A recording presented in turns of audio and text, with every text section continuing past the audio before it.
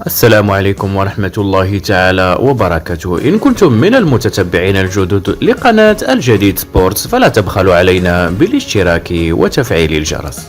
أفادت السلطات المحلية لعملة مقاطعة الدار البيضاء أنفا بأن مشجع لفريق الرجاء البيضاوي تبلغ من العمر حوالي 29 سنة وفتح المانية يومه السبت 29 أبريل 2023 بمحيط المركب الرياضي محمد الخامس من أجل حضور المقابلة التي تجمع بين فريقي الرجاء البيضاوي والأهلي المصري برسم إياب دوري ربع نهائي دوري أبطال إفريقيا لكرة القدم.